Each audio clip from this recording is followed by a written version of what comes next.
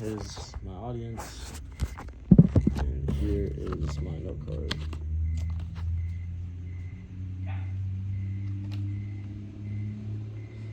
It starts with just a cloud, a mango scented puff, or a cotton candy flavor, and you think, I'm not smoking, I'm just smoking it for the flavor, but really, soon enough, it's gonna turn into every night, every morning, in between classes, just whenever you can. And these few little puffs will turn into 1,200 or more a week. What most people, especially teens, don't realize is that these little devices have the same amount of nicotine as packs of cigarettes. And these teens don't know that the damage that these cigarettes that these vapes do are awful for you, and they work so quick that they just don't even know. So today I'm here to persuade you that we should do more to protect our teenagers from the dangers of vaping. And to do that, I'm going to bring you through the problem, the cause, and I'll provide you with 2 unique solutions. So let's move into the problem.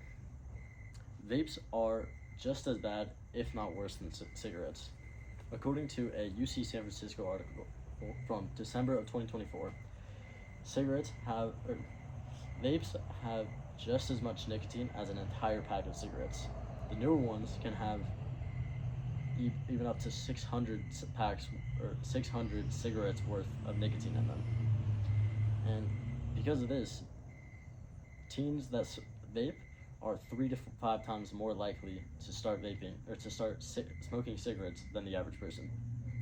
Teens are especially vulnerable to vaping because of because their brains are still developing. The nicotine attacks parts of the brain that are responsible for attention, learning, and their mood regulation. And because of vaping, it can increase anxiety, increase their attention problems, and it can even cause depression.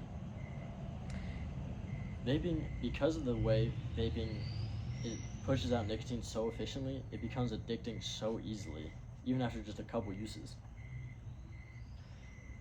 People think that vaping is just a better version of cigarettes, but really it's the same problem, just masked as with flavor and packaging.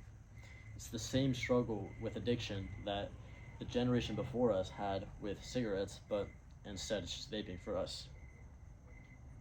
Another problem is the toxic metals that are put into these vapes, such as lead and uranium. According to a CNN article from April of 2024, frequent vapors have up 30 to 40% more lead in their urine than occasional vapors.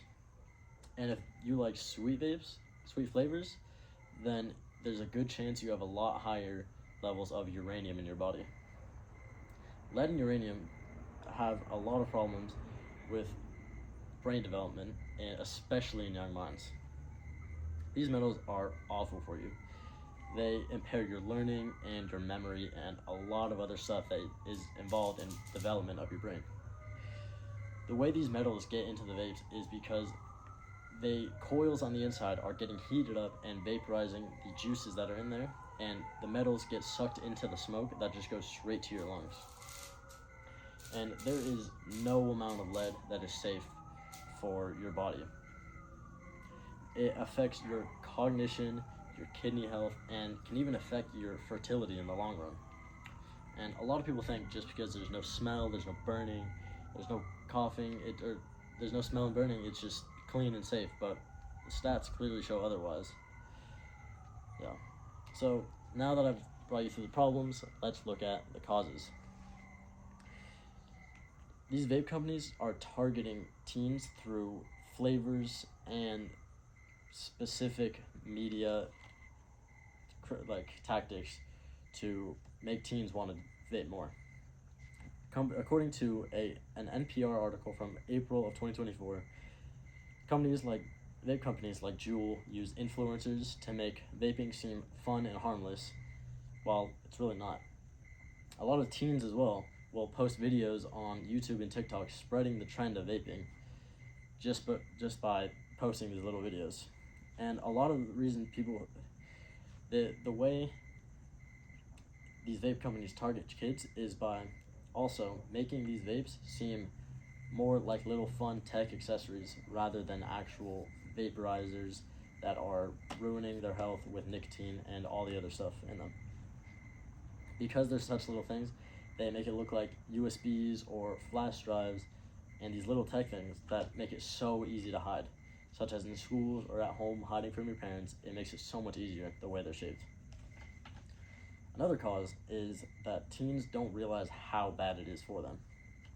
A CNN report from 2024 shows that the amount of lead and uranium in the urine is skyrocketing from compared to normal teens, and teens who vape. But teens just don't care, and they think it's still harmless and doesn't do anything. The reason they think this is because the boxes have no warnings. Boxes like from cigarettes, they tell you it's cancerous, they tell you it's bad for you, but vapes, they just tell you there might be a little warning, but the rest is all colorful and it looks like a candy. The candy look makes it so much more appealing to these kids, and they think just because it looks like that, it can't be bad for you.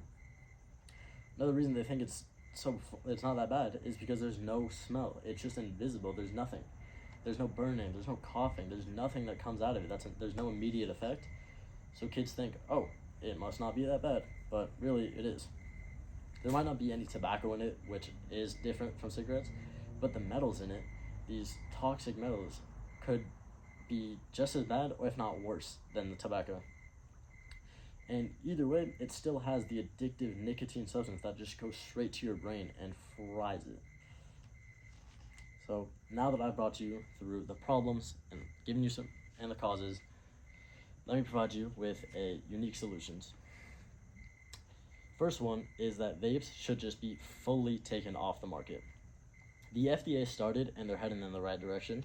According to a health news report from September of 2024, the FDA enforced a lot of laws and started fining people for selling these, and the amount of Elf Bar, which is a vape company, uses from teenagers went down from 56% of teenagers all the way down to 36%.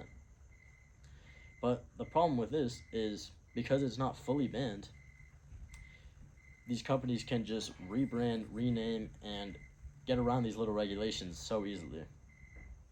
So these rebrands and the way they do this is clearly showing that vaping was never meant to help adults stop quitting cigarettes.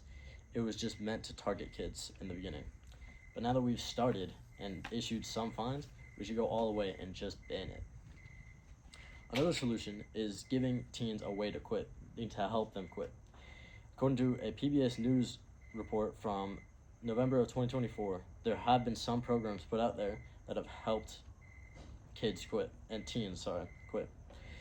They give them quit dates, progress tracking, and motivation, which a lot of teens have a hard time with because the only way they know is going through counseling, through clinics, going face-to-face, which they don't want to do because they're so embarrassed of vaping. They know that they want to stop, but they just can't.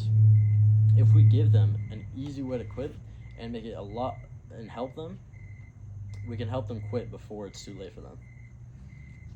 So now that I brought you through the problem, the cause, and the solutions, I hope I have persuaded you that we should do more to protect teens from the dangers of vaping.